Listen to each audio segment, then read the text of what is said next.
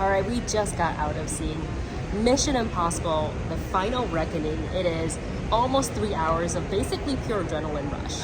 And before we get into this is not a review, but just an out of the theater reaction. I don't know, there's a lot of moments in this where there's exposition, a lot of talkie, a lot of hushed whispers throughout I think half of Tom Cruise's lines were all whispered like this, but then you get hit with some of these intense action scenes. I will say, like, top of the film was a bit exposition heavy, like exposition dump, to kind of catch you up in what happened in the last one. But I also think for the people who don't have time to rewatch it, that's totally necessary. But what I came here for was obviously the conclusion to the story, but also for the action scenes. The stunts are insane. And now that it's a category for Oscars, this is definitely a contender.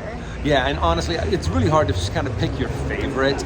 I have to admit, there was one like, oh, they can't beat this one, and then the next scene happened, and then I'm like, oh, you can't beat this one.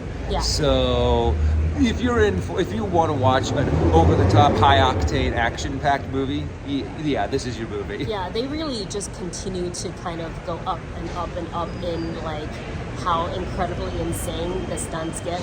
Like the more like they progress through their to the main goal of their mission, it gets even more crazier. Like, well, now that we just watched that, how are they going to top it? And then they do top it.